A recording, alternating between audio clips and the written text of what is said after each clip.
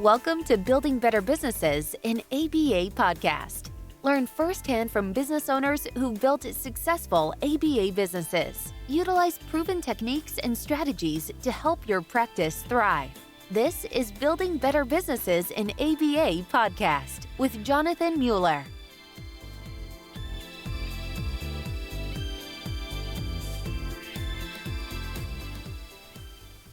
My name is Jonathan Mueller. I'm the host of Building Better Businesses, an ABA podcast. And my guest today is Mariel Fernandez. Mariel is the president-elect of the TXABA Public Policy Group and works full-time for Blue Spring Pediatrics in public policy, advocacy, and regulatory affairs. She has her master's and undergrad from Auburn, War Eagle, and has been a BCBA since 2004. Mariel, welcome to the pod.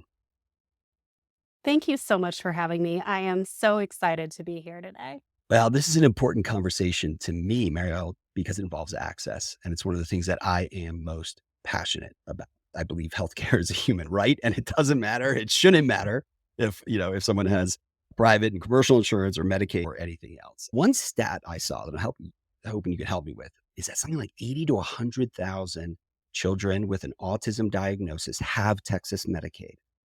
And yet, haven't had access to life-changing ABA services, at least until the Texas Medicaid program kicked in February, which we'll talk more about. What did it take, you think, for the state to finally recognize that this was freaking unacceptable? Hard work, a decade of hard work, a decade of advocacy from parents, from professionals, providers, attorneys, legislators, everybody. It's been a solid decade of work. We really started this venture back in 2012 before the CMS letter even came out in July 2014. My career in Texas started back in 2004, and I was at the time working in Houston at Texana Center, which is one of the local intellectual developmental disability authorities. It was one of a handful of ABA programs back in 2004 in the state. And my job was to provide family guidance. That was it, through general revenue dollars, because there was no insurance autism mandate. There was no coverage. I got to spend a couple hours a week with kids for maybe 6 months if I was really lucky. And that was all the access that they were going to get to improve their quality of life, unless a family was wealthy and they could afford to pay privately. And so a lot of families that I worked with at the very beginning of my career were families with Medicaid whom were able to really amazingly change their child's outcomes with just those few hours a week and just learning some basic skills. And so about 10 years ago, some states started really covering ABA through their state Medicaid plans, and grassroots efforts and parents are how so much change happens in this country legislatively, particularly with this population. And, providers started getting phone calls from families saying, well, I heard from so-and-so over there that they now have this benefit. That's kind of where everything started. So it's been 10 years of incredibly hard work. And I never thought I would spend a decade on a single issue ever in my career, but it's been well worth it. Just your service to helping to get here is extraordinary. And I wish, Mariel, that, I had known you back in 2012. I'll never forget at Ascend at one of my organizations. So we had psychologists, right? And so we could diagnose kiddos. And then it was the recommendation would come and they're, yes, now we want ABA. We're desperate. And it was like, shoot, what do we do? This is back in 2018. Here's what I'll never forget. I was driving all over Houston, all over Brazos County, Bryan College Station, after having gotten these gut-wrenching phone calls, to your point, around like families are calling providers saying, what can I do? I want to get my kiddos services. We were going to public defenders' offices. How do we go and push back? It's not right. We were going to like courthouses. I mean, I was totally ineffective. But you've clearly channeled this now and helped to create an extraordinary change. And I'm curious, do you have like any sense and I know it's a long process for the state just to develop the guidelines and everything else, but how did the state of Texas determine ABA rates, which currently like $45 an hour for direct treatment, and a lot of providers have indicated are unsustainable? I really wish that I had a good answer to that question. I can tell you what we've kind of heard through the grapevine and what we've heard through conversations with individuals over at HHSC about this. We know they looked at the Missouri rate, which until July 1st of this year were very bad. Missouri recently had a fairly substantial rate increase because they really didn't have any providers willing to accept their rates. We know that they looked at Louisiana because one of the individuals who was instrumental in putting this program together a couple of years ago had developed the ABA program in Louisiana. And so we know they looked at Louisiana rates. We heard them talk a lot about Florida rates, and our rates are pretty in line with the rates in Florida. We also heard them talk a lot about concerns with the Florida policy and a runaway spend and other issues with Florida. We really strongly encourage them to look at Oklahoma rates and New Mexico rates, which are, obviously two of the states that border Texas and have quite good comparably paid rate. We don't know if they ever did. We do know that, $45 an hour for 97153 is not great, but it's a lot better than the $30.32 that we started with and that we thought was going to be the rate. So I don't have a great answer as to why they think that that's an adequate rate.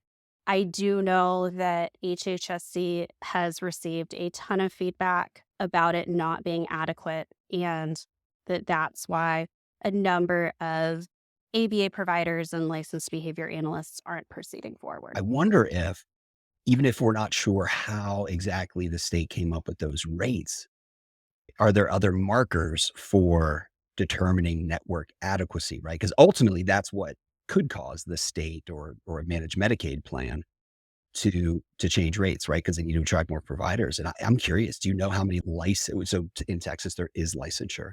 Do you know how many licensed BCBAs in Texas have started versus finished the Medicaid application process, or even just how managed Medicaid plans are determining whether their networks are adequate? I do, actually. So in Texas, there's about, let's call it 3,500 licensed behavior analysts, plus or minus a little bit. My data is from July, so it's several months old at this point in time. There is a outstanding public records request for some updated data. But as of July, there were 350 to 400 LBAs who had completed the process.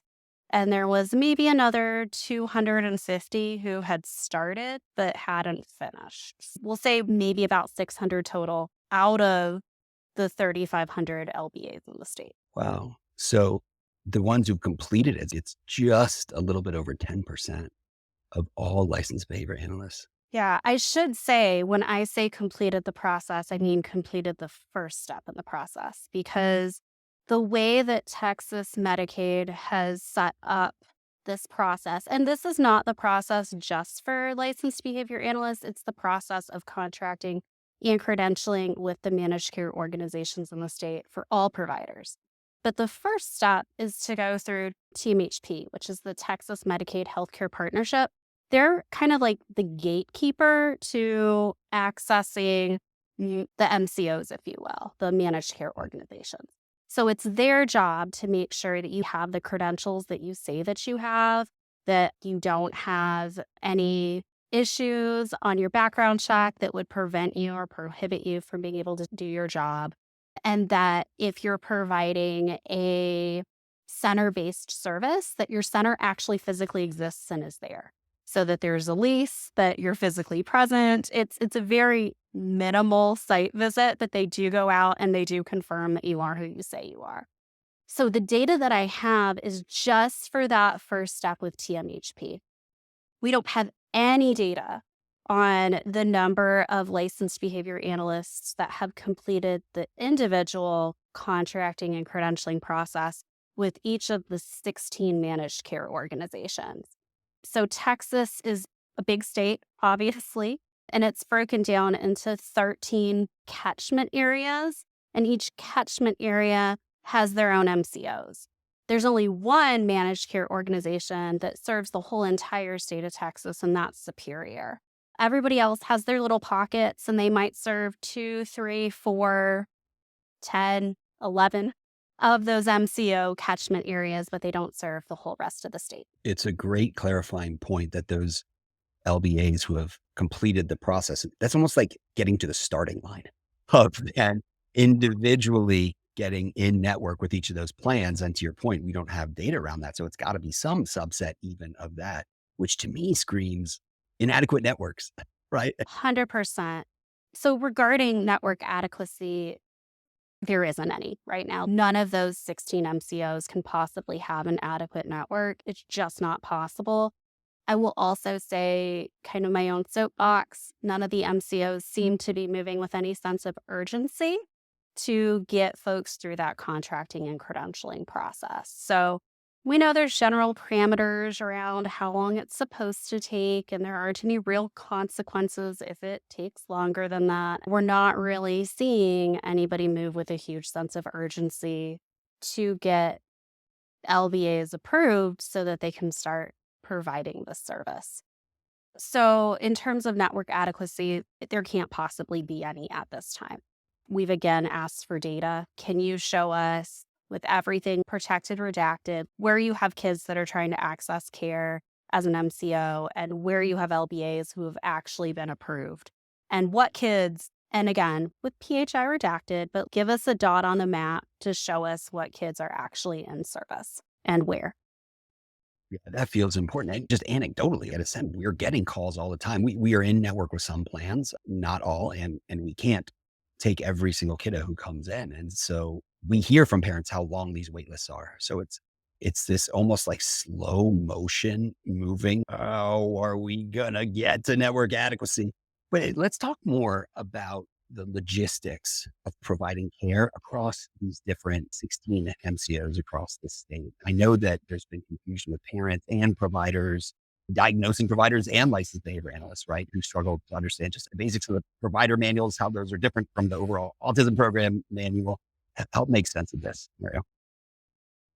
It doesn't really make sense. I think that's the first place to start is, it's not a simple process. It's been extremely convoluted and complicated unnecessarily. So I can provide some best practices, some things that all providers should do.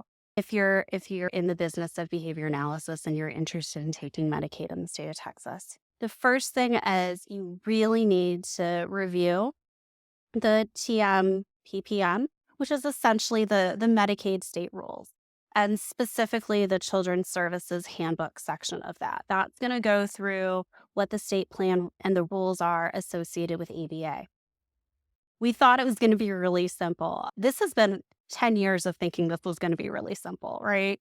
And it never turns out to be. So what we learned after February 1st, when services were available, is the TMPPM is a set of guidelines, and the MCOs are allowed to have slightly different processes, but those processes can be no more restrictive than the state guidelines.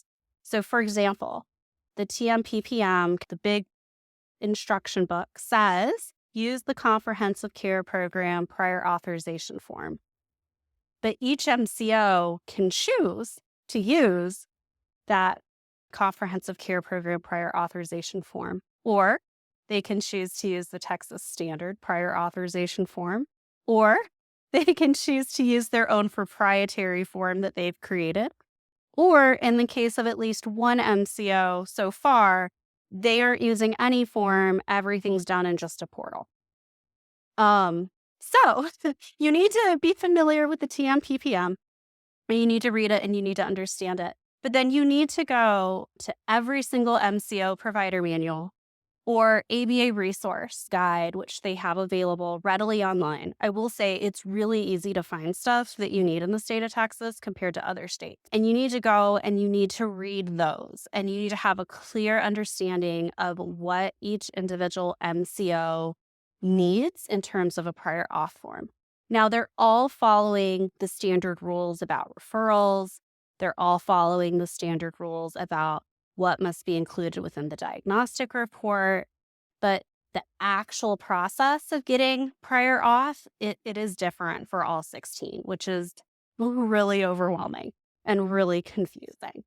Another thing that I really, really wish that behavior analysts and parents understood is the diagnostic criteria to determine medical necessity. So whether I agree with what the state has outlined or not, right now I have to follow the rules while I work to change the rules. And we are working to change the rules, but we've got to follow what we've got in place right now. And part of those rules say that you have to get an updated diagnosis every 3 years, that it has to be a comprehensive diagnosis, which means it can't just be a doctor who looks at a child and says, yep, you've got symptoms of autism, therefore I'm giving you a diagnosis. You have to do an actual validated tool to evaluate, does somebody have autism? So something like the GARS, the CARS, the SRS, the ADIR, the ADOS. Really important to know that screeners are not considered valid. So if a pediatrician does like an MCHAT or a STAT, and that's it, that doesn't count with the policy. And then it has to include DSM symptomology. So what part of the diagnostic criteria in the DSM does the child meet? And then it also has to include the symptom severity level per the DSM. And this is the thing that has really been the trickiest for everybody to understand. What does that mean? It means assigning a level. So level 1, level 2, or level 3, or the language that goes along with that level. So level 1 is requiring support. Level 2 is requiring substantial support, and level 3 is requiring very substantial support. So it can either say level 1, 2, 3, or that accompanying language. But what it can't say, and this is where it's been a challenge, is mild, moderate, or severe. HHSC, the Health and Human Services Commission, has said mild, moderate, and severe are not consistent with the DSM symptomology levels. So we're working to fix that. That's a high priority to get them to accept that, but right now they won't. And a lot of diagnosing providers, historically, especially, so for diagnoses before February 1st in Texas, for diagnoses unless somebody had TRICARE, have not included that very specific symptom severity language. They've, used everyday language and said they're, mild, they're moderate, they're severe. So that's a big barrier. And that's something that I want everybody to know. Right now, we've just got to be really overly nitpicking and make sure that the diagnostic reports include that information.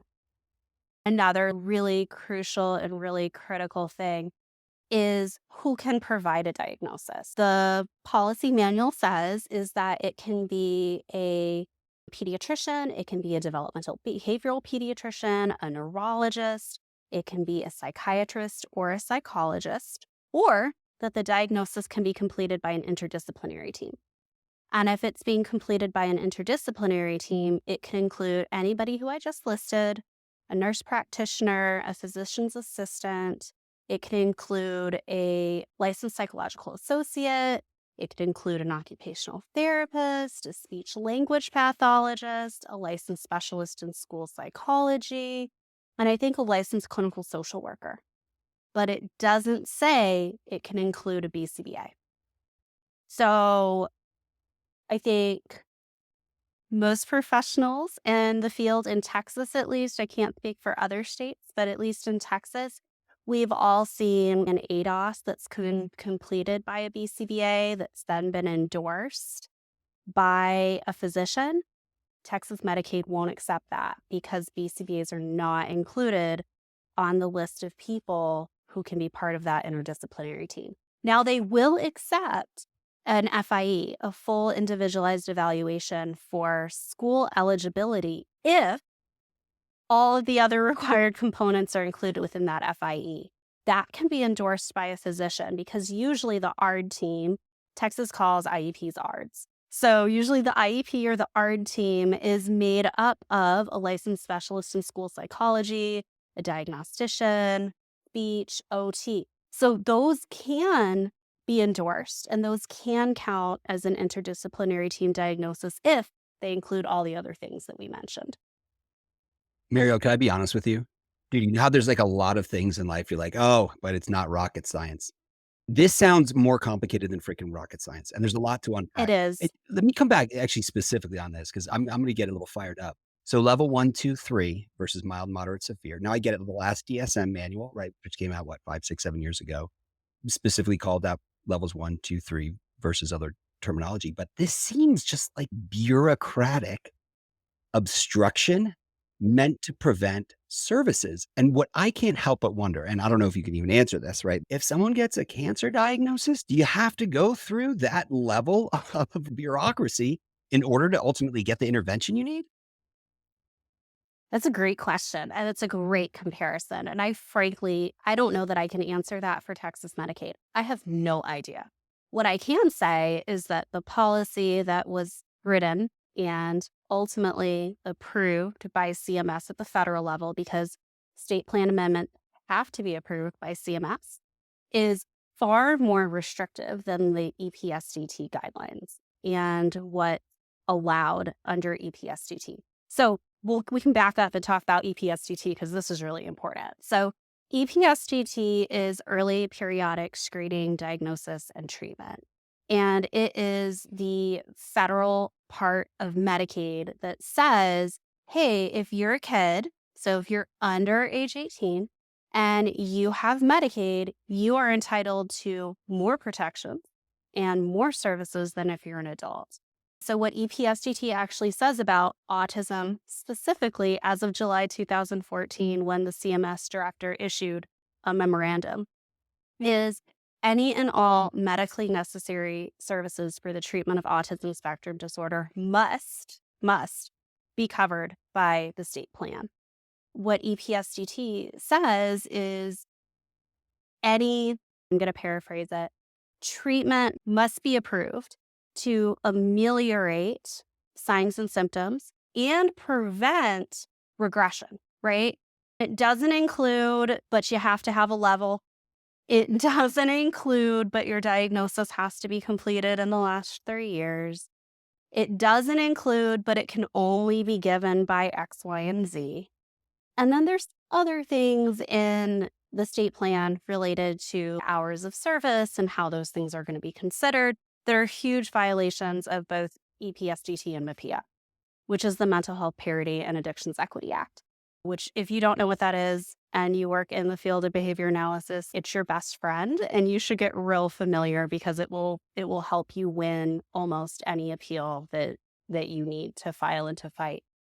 So when I was saying I don't like the rules, but we have to follow the rules right now, when I think about access to care, I think about it in terms of the continuum, right? This is absolutely unacceptable and I have to fight and I have to make sure that I fix this right now because it's just not okay. Or do I follow the rules right now while I put together a dream team of people, including legislators, who are going to help me fix this long term, but I don't prevent kids from getting access to care today under this more strict, not cool policy, right? So where we are right now is we provided public comment back in 2019 on the proposed rules and said, hey, MAPIA concern, hey, EPSDT concern, hey, don't think this is a great idea. The rules came out. It then became, do we dig our heel in and say, nope, I'm going to die on this mountain and continue to fight? And then maybe it's another 10 years. And remember, it's 10 years of my life, but it's 10 years for kids to have the opportunity to have quality of life, right? To have the opportunity to learn how to learn and to have the opportunity to learn how to make friends and to learn from their environment and to no longer need skilled intervention. So it becomes the question of, do you dig in right now and say, absolutely not? Or do you say, I don't like this, but let me work with what I have right now and I'm going to fix it long term. And so that's where we are, is let's work with what we've got right now, but let's continuously advocate and get in front of the right people and say the right things to fix this long term. So some ways that we've done that are actually getting in front of the Policy Council for Children and Families, which is a committee that's appointed by the governor that helps to advise the legislature on things that need to change. And the Policy Council for Children and Families right now is finalizing their draft um, for the legislature on what needs to change with the Health and Human Services Commission, which is Texas Medicaid. And these areas of concern that I've said it's not great, but all of those are included in that language that's going to go to the legislature that's going to say, here's some things that need to change. These are really limiting access to care. So the need for an updated diagnosis is in there. The information about the levels is in there. You have to also, when you're working in public policy and advocacy, you can't get greedy, right? You've got to take what you can get and be like, okay, I convinced them on that one. I'll come back to this other thing next time. So we've got the levels in there. We've got the language about mild, moderate, severe, and we've got the updated diagnosis. Oh, and the way that the policy is currently written, you get your assessment off, and then you get a 90-day treatment off, and then you can ask for a 90-day extension. So we also asked them to get rid of that 90-90 and just give us 6 months of services because, I mean, this is hard, right? We've been talking about how complex and challenging this is, and we haven't even talked about physician referrals yet, which are also a bit complex and challenging. And it's like you're just doing one thing after another, after another, after another for the first really 6 months from the time you get a kid in the door until you're 6 months in, it's thing after thing after thing after thing. So we asked for that as well. I want to put a fine point on MPA, or the Mental Health Parity Act, which you're absolutely right. This is a clinician's best friend. And what I think was originally passed in 2008-ish said that service, I'm going to botch the exact language, but mental and behavioral health services, insurance companies cannot pose treatment nor financial restrictions on those that are any more restrictive than what might be imposed for physical and medical health. So it brought parity to the insurance benefits. So we'll drop a link in the show notes to that because it's so important. But let me come back to the idea of even having an autism diagnosis. Now, there are many states in which, and Arizona and Colorado are two of those, where Medicaid plans, you don't have to have an autism diagnosis to get ABA, right? This idea of you can't restrict ability of a child to access a medically necessary service. But in Texas, you have to have that diagnosis, right? How did that come about? Was it just this intentional restriction or something else? You know, we had to fight so hard to even get this benefit covered. I mentioned that we don't know quite how they came up with rates, but we heard mentions of other states. And one state we heard mention of was Florida. And Florida, similar to Colorado and Arizona, same deal, right? You don't have to have a specific diagnosis. You just have to have a physician who says this is medically necessary care. We kept hearing references to runaway spend, runaway spend. We don't want another Florida on our hands. So I am assuming that they really looked at that and they said, you know what? That CMS directive said autism. So we're limiting this to autism. And we're going to make it maybe a little challenging for folks to get into service and into care. Texas has done exactly what they have to do to follow the letter of the law. Yeah.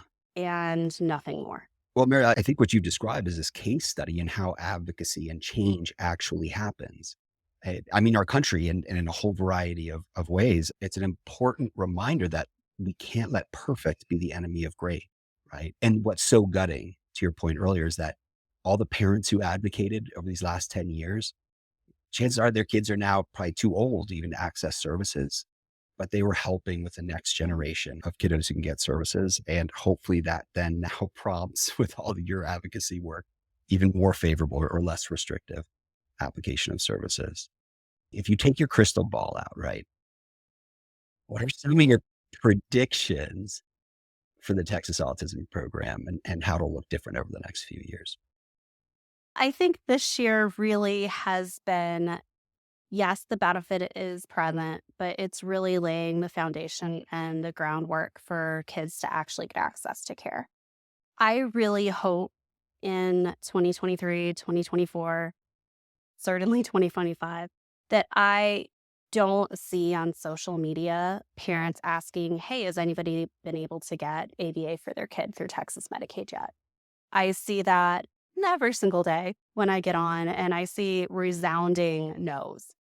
Pretty much every single parent saying, nope, nope, nope, nope, nope, nope, nope, not possible. I hope that that changes. I hope that we're able to get rates improved. I hope we're able to get adequate networks, at least in the portions of the state that have more urban settings and have good density of BCBAs. Parts of West Texas are always going to be a challenge because there just aren't a lot of clinicians out there, and it's really rural. But I hope at least in the more densely populated parts of the state, we have pretty good network adequacy and kids are able to access care. I hope our rates are more in line with what folks would be able to accept on a larger scale, so they're more adequate. We don't want people going out of business like what happened in South Carolina with their rates, where folks tried to take them and they just simply couldn't afford to. I hope that some of these barriers that we've talked about in terms of the need for an updated diagnosis every 3 years, the language surrounding the level, I hope those things are resolved.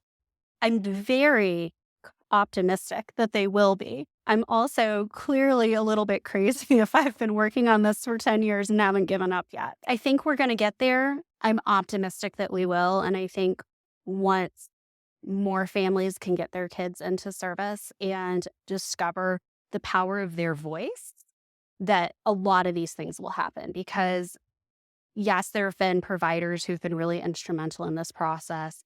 Yes, there have been advocates. Yes, there have been lobbyists, but it's really families that have made these things happen. It's almost like you need the power of David, right? From David and Goliath to make this stuff with the patience of Job thrown in. So that's a hefty sandwich to have to chew on. As an ABA provider listening today, or practice owner, leaders in our field, what could we do today to help influence this for the positive?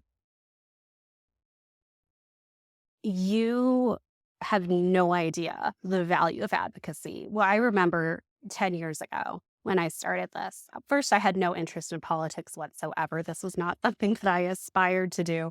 I had no idea the power of advocacy. I had no idea the power of a personal relationship. And I think a lot of us discount who we know and who the people we know. And being able to reach out to somebody and have that conversation, that really open, honest, hey, here's what's going on conversation is so important. Our legislators, they cannot be an expert in every single issue that comes before them. There's no way. And their staff can also not be an expert in every single issue that comes before them. It's just not possible. And as a field right now, there's a lot of misinformation about ABA out there. We know that.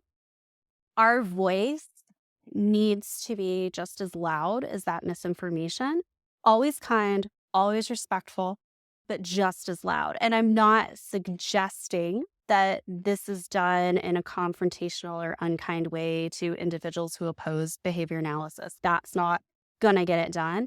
But you can't just sit back and let that be the only narrative.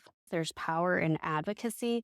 One thing that I teach my clinicians and I teach my colleagues when I'm working with them through PPG and also through Blue Sprig and our own advocacy committee is the squeaky wheel gets the grease, but only if you're squeaking nicely, right? You cannot come in yelling and throwing a fit and think that people are going to listen to you and want to do what you're saying. But you've got to be persistent. You can't come in and be told, no, that's not going to happen, and just kind of tuck your tail between your legs and say, oh, they said no, I'm going to go away. You've got to find what matters, and you've got to find that hook. And persistence and being kind is a really good way to figure out what matters to somebody, because if you're always there, you're always having conversations, and eventually they're going to tell you what matters to them, whether it's Texas, that's an extremely fiscally conservative state, so they care a lot about the money that they're spending, or you discover that somebody has a family member on the spectrum. And and maybe they've heard not great things about behavior analysis, and so they have a preconceived notion. Invite them to your center. Spend time with them. Invite families to go with you on legislative office visits. When we finally got this done back in 2019, because then, COVID happened and we had power grid issues and some hurricanes, and it's just taken a while to really get here. But when we got the coverage passed back in 2019, in part, it was because a little friend of mine, he's not so little anymore, he's, I think, 16. He wanted to come, and he is a self-advocate, and he wanted to come and he wanted to talk about what ABA did for him, and that every kid should have the opportunities that he had. And he's a kid who did not have commercial coverage. He got access to care through the HHSC Children's Autism Program, which is a program that the state put in place instead of the full Medicaid plan. And he was able to get access to early intervention, and he's doing amazing. I still follow his progress and keep in touch with his mom, but he wanted to come and he wanted to provide testimony before the Senate, and he did, and he really blew them away. So there's a hook. You just have to find it, and you've got to be effective in your storytelling, and you've just got to get the message to the right people. This is so critical. Our voices count. And there's power in our voices, and especially in a democracy where, that expression, like democracy is the worst form of government, except for all other governments, right? But legislatures and their staffers are humans, and they're people like we are. And what I'd encourage every listener to do is actually a great book I read just a few months ago called The Power of Who, in which he says is, I'm trying to go out to like a whole bunch of different people. Just make a list of those 100 people, 100 people whom you know best, who have been important to you over the course of your life. It's a powerful exercise that I can imagine for ABA providers or parents or anyone else thinking about that list in the context of whom their representatives are would go a really long way toward making our voices be heard. Absolutely. But let's pivot to congratulations. You are the president-elect of TXABA's public policy group that's been helping to carry this banner for many years now. So thinking about that role, Mariel, like what does wild success in that role look like to you? And tell me about some of your legislative priorities. Oh gosh, wild success. PPG has done some really cool things. We got licensure. We got licensure because of Medicaid, because HHSC told us we won't give you Medicaid because you're not licensed. And so we said, cool, let's do that. So we got licensure, we got Medicaid, big priorities. Early childhood intervention has been underfunded in Texas. And we know that kids 0 to 3 are that target early intervention group. One thing that we've tried to do for the last couple sessions, and we haven't quite been successful with yet, is getting kids who are eligible for ECI without a formal diagnosis yet to be covered through Medicaid, but also through commercial insurance. So that'd be wild success. That's also a huge priority that we have. Looking at some things that our friends did in Colorado and Florida the last legislative session with requiring ABA services to be allowed in school. We'd love to do that. We'd love to do that through a combination of SHARS, which is the School Health and Related Services Program, which is a Medicaid program, and just through creating some standard rules about when outside consultation can occur. So right now in Texas, it's really specific and even more campus specific. It's really the campus administrator, so that principal or that vice principal, who can dictate who comes onto their campus. So we'd like that to change. We'd like there to be standard rules about when outside consultation can happen and under what conditions and how that process goes about, because that would allow improved coordination of care and improved outcomes for kids. So that would be a wild success. I think for me personally, wild success is just improving the professions, helping people understand the importance of advocacy, right? When you look at our ethics code, it's your job to advocate. To be a good ethical behavior analyst, you should be advocating for client care. And advocacy doesn't happen just on the macro level like we've been talking about today. It happens on the micro level with each individual that we're serving. So I think one thing that I would absolutely love, and I think would be amazing and just huge success for the PPG is to just get more people interested in learning about the advocacy and the public policy process and becoming members and realizing the influence that they have over their community, over their state, over a funder. Because again, there's so much power. You have so much power if you can learn how to do this correctly and you can learn how to do this right. So I would love just to see improved involvement from LBAs around the state. That would be really a huge success. Those are phenomenal priorities. And can you speak a little bit to the behavior analysis and practice in this call for papers and the importance? I know how passionate you are about having public policy groups in all 50 states. Can you tell me a little bit more about that? Yeah, so exciting. My colleagues, Gordon Borland and Berenice de la Cruz, who are here in Texas, they are serving as special editors for a special edition of Behavior Analysis and Practice. Call for papers is due March 1st of 2023. And it's going to be a complete edition of the journal just focused on the public policy and advocacy works of individuals. So individuals with state organizations, private entities, like what folks are doing to really drive home public policy and advocacy work.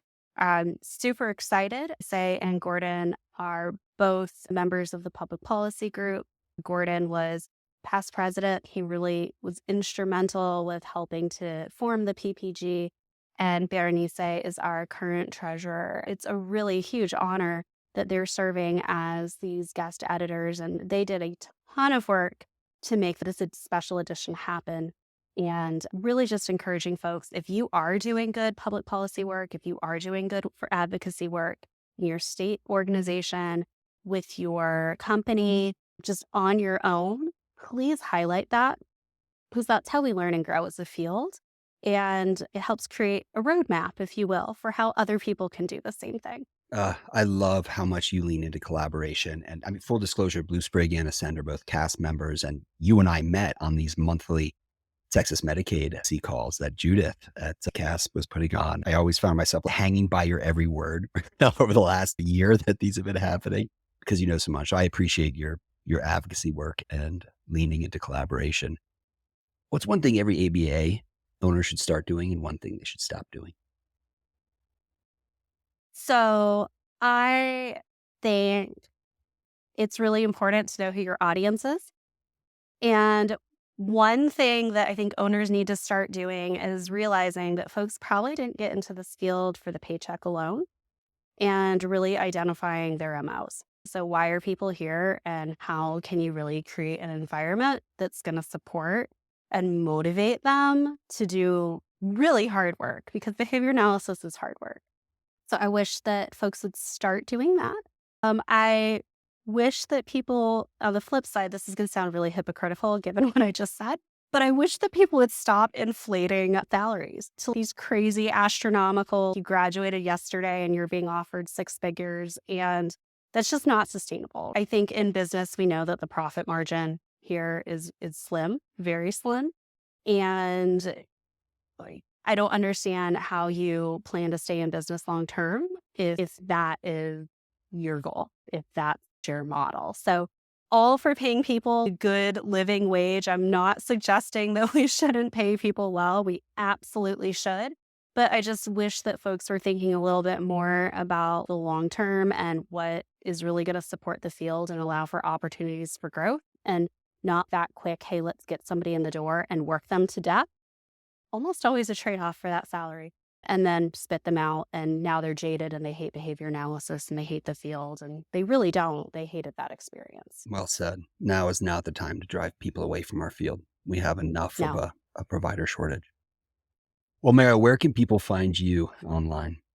So you guys can find me on Facebook if you want to hunt me down there. I am relatively selective in who I accept as a friend, and all my stuff is set to private. I am married to an attorney who is very particular about those things. You can also follow TXABA Public Policy Group on Facebook, on Twitter, and via our website. I will definitely drop it in the show notes. And I got to ask then, are you ready for the hot take questions? I am ready for the hot take question. All right, here we go. So you're on your deathbed. So one thing you want to be remembered for. This Texas Medicaid. This is the one thing I've actually said several times. If I never accomplished anything else in my career, I did this, and this is good enough. What's your most important self-care practice? I'm very bad at self-care. I'm not good at it. So I used to be a competitive equestrian and I used to ride. I'm getting really old though, and falling off really, really hurts. So that used to be my self-care. This year, I have tried to make walking a priority. So I walk 10,000 steps a day. How I'm decompressing and forcing myself to step away from everything that's going on. Nice. 10,000 steps a day. I have my Apple Watch. I have an Amazon Halo that like measures my sleep and steps, and I'm bad at achieving that goal, but I am with you on that. Just walk and clear the brain. It's such a good medicine. Absolutely. What's your favorite song? Oh my gosh. Anything 90s alternative. Probably What Stu Smells Like Teen Spirit from Nirvana, because that was like my time. I'm old. That was a defining moment of a music generation. Absolutely. And I'll never forget when it came out. And you know what? I hate to say it, like I had zero appreciation for it and hated it at the time. And it helped. Did you I really? guessed you. Well, I was also like, child of the 80s, heavy metal, hair bands, and grunge was literally the death of heavy metal. And so I had that sort of thing going on too. I don't know. I was all kind of confused, but yes. 90s alt rock. Yes. Yeah. Actually, I've got a second favorite, which is Welcome to the Jungle, Guns N' Roses. I saw them in concert when they came back and it was awesome. But then it made me really sad because it's the old Guns Yeah. N' Roses, you know? Yeah, true. At least they're still or not making music, but they're still touring. I'll say this. I don't know if you've seen Thor, God of Love and Thunder. In my family, we're huge Marvel fans, and that's, I think, the third edition. It's phenomenal. Virtually the entire soundtrack is GNR, Guns N' Roses. And no spoilers, but okay, I'm Awesome. getting goosebumps. I'm not kidding you, Mariel. We watched it front row, my family, all my kids, Kim. And in the last scene, there's a big battle, of course. And what comes on but that unbelievable riff at the end of November Rain. And oh, that Awesome. is worth the price of admission alone. I'll leave it at that. I will leave it at that.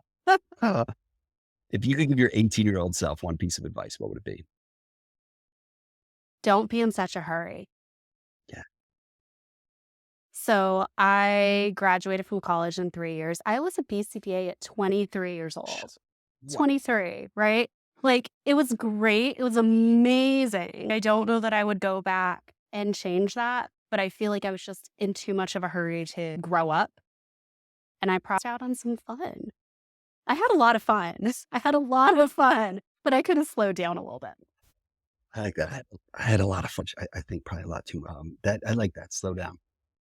All right, you can only wear one style of footwear. Which would it be? So you didn't know this about me, and I'm loving that you're asking this question. For anybody who knows me that's listening, they're going to know why I feel this that you're asking this question. I have been introduced to multiple presentations based upon the shoes that I'm wearing because I love shoes so much. So this is going to be super controversial. I know it's going to be super controversial. I would wear some ridiculous, overpriced, way too expensive, super fancy 4-inch stiletto heel every day if I could. And Really? even though it hurt, I don't care. I love them so much. They're so pretty. And there's not a comfort factor or like No, nope. You got to be in pain sometimes. It's okay. oh, hey, that's like the stress of when a lobster outgrows its shell. It's stress and it's in pain, but then you grow. Okay, I wonder if I need to try those heels as well. But Mariel, this has been an absolute pleasure. Can I just say thank you for all that you're doing to collaborate and for advocacy and for kiddos with autism in Texas? I appreciate you, dude. Thank you so much. This isn't about me, right? It's not about whatever organization that we work for. It really, truly is about these families.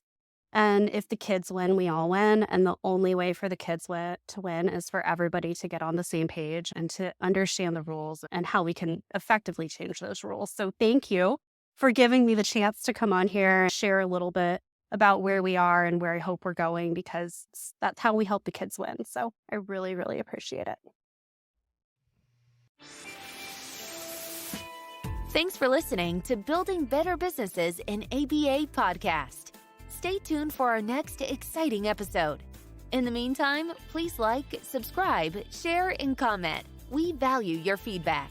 Don't forget to follow us on social media at elementrcm.ai.